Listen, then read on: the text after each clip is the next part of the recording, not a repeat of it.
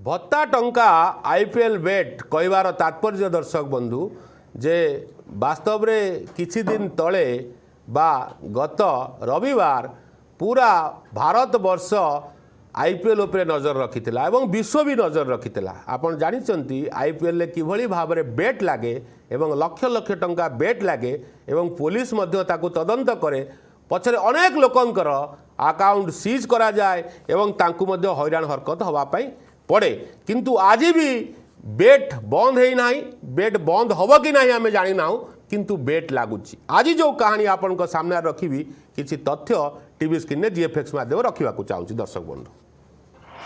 असहाय को 2 मास मिलुनी भत्ता। गंजाम जिले में विभिन्न पंचायत हिताधिकारी मिलुनी भत्ता।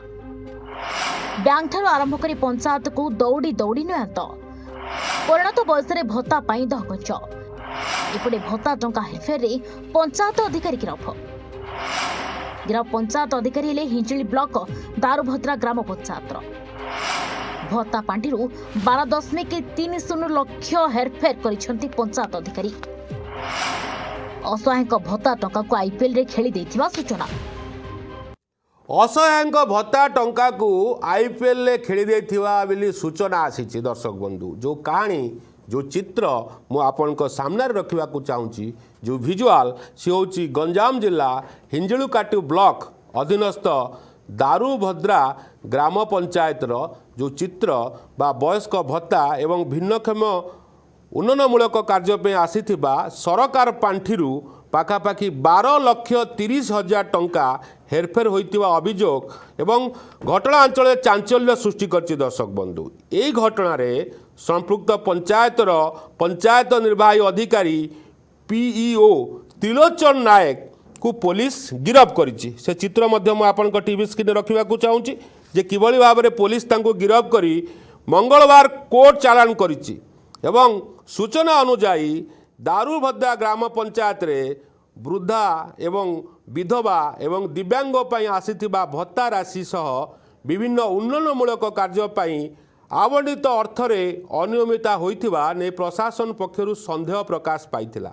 गत मास मार्च बा गत मास रे 237 जन हिताधिकारी बैंक खाता संपर्कित तथ्य नियमित भावे अपडेट न होबा पई ए टंका आसी नथिबा बोली ब्लॉक प्रशासन नजर को ये विषय आसीथिला। ए कथा निश्चित या परे हिंजिलीकाटु वीडियो सुश्री सागरिका षडंगी एक टीम दर्शक बंधु गठन करथिले। जाऊ भल पदक्षेप प्रशासनिक अधिकारी गोटे टीम गठन कले कहीं भत्ता टंका मिली नाही लोकंक सरकार लोकंक पई टंका उन्नतमूलक कार्यक्रम होबो किंतु नोटिस जो आसिला बा संपृक्त पीओ को कारण दर्शाओ नोटिस जेतेबेले जारी कले नोटिस जवाब रे पीओ को पक्षरु दिया जाइथिबा स्पष्टीकरण दर्शक बंधु संतोषजनक नथिबारु वीडियो और समस्त तथ्य रिपोर्ट उच्चस्थ अधिकारी तथा जिलापाल को अवगत कराइथिले।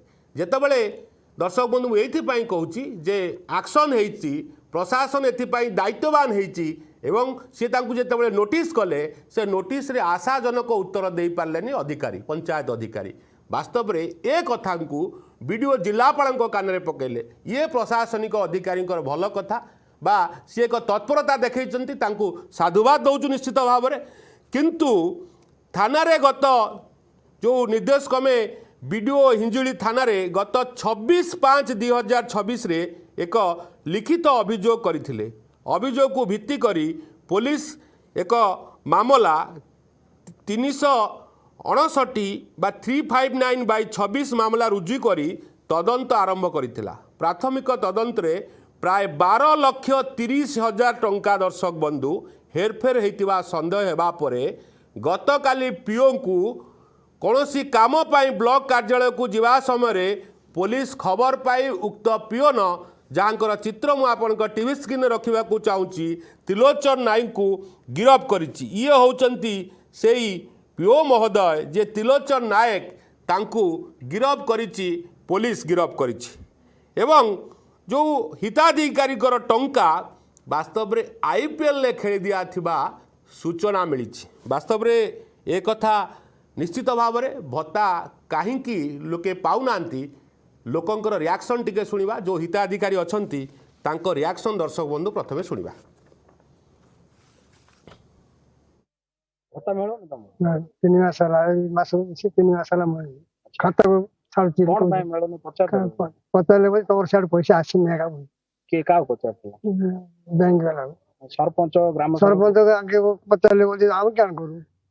ହଁ ଗ୍ରାମ ସେବକ ଗ୍ରାମ ସଭା ବୋଲି ସିଆଡୁ ତ ଆସିନି ଆମେ କିଛି କରିବୁ ଡାକିଲେ ବୋଲି କହୁଛୁ। କଣ ହେଇଛି ତମର ତା ପଇସା ମିଳୁନି 3 ମାସ ହେଲା ମାସକୁ 3 ମାସ ହେଲା ହଁ ତ ଲୋକର ଯାହାକୁ ଖାତାକୁ ଆଉନି ତାର କାର ହେଲେ ମିଳୁନି ଆଜ୍ଞା ଖାତାକୁ 3 ଥର ନାକେ ଯାଇକିରି ଚେକିଂ କଲୁଣୁ ଆଉନି ସରପଞ୍ଚ ପଚାରିଲେ ସରପଞ୍ଚ ଆମେ କ'ଣ କରୁ ଗରମ ସାର୍ କହୁଛି ସିଏ ଗୋଟେ ସରକାର ଆଉ ନାଇଁ ସେଟା ପଚାରିବୁ କରି ସିଆଡେ ଯାଉଛି ଆମେ କ'ଣ କରୁ ତମର ତ ବ୍ୟାଙ୍କ ଯାଉଛି ବ୍ୟାଙ୍କ ଯାଉଛି ହଁ ଯାଉଛୁ ବ୍ୟାଙ୍କ ପଚାରିଲେ ହଉଛି ଆମକୁ ଆସୁନି ପଇସା ତମର ଏକା ଆସିନି ନା ଗାଁର ବହୁତ ଜଣ ଗାଁର ବହୁତ ଜଣ ଯେତିକି ଯାଉଛି ବ୍ୟାଙ୍କ କାର ହେଲା ଆସୁନି ଏଇଟା ଆମର ବାରିପଦା ପଞ୍ଚାୟତକୁ ଅନେକଥର ଆମକୁ ଅଭିଯୋଗ ଆସିଥିଲା କି ସେଠି କାର୍ଯ୍ୟ ଠିକରେ ହେଇପାରୁନାହିଁ।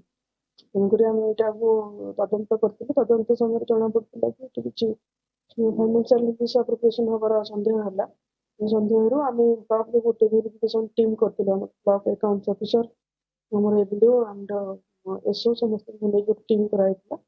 ସେମାନେ ଯାଇକି ସେଠି ଭେରିଫିକେସନ କରିଥିଲେ। ସବୁ ଆକାଉଣ୍ଟ ଗୁଡ଼ା ଭେରିଫିକେସନ ହେଇଥିଲା। ଭେରିଫିକେସନରୁ ଯେତିକି ଡକୁମେଣ୍ଟସ ଆଭେଲେବଲ ଥିଲା ପ୍ରାରମ୍ଭିକ ତଦନ୍ତରୁ ଜଣାପଡ଼ିଲା ପାଖାପାଖି 12 ଲକ୍ଷ ଟଙ୍କାର ମିସଆପ୍ରୋପ୍ରିଏସନ କରାଯାଇଛି।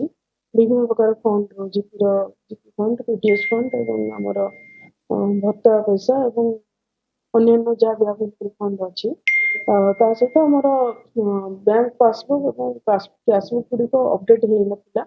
ସେଥିପାଇଁ କି ସନ୍ଦେହ ଅଧିକ ଘନୀଭୂତ ହେଲା ଯେହେତୁ ଅପଡେଟ୍ କରାଯାଉନି ଏବଂ ହ୍ୟାଣ୍ଡ ଓଭର କରୁନାହାନ୍ତି। ବର୍ତ୍ତମାନ ତ ପ୍ରାରମ୍ଭିକ ତଦନ୍ତରୁ 12 ଲକ୍ଷ ପାଖାପାଖି ବାହାରୁଛି।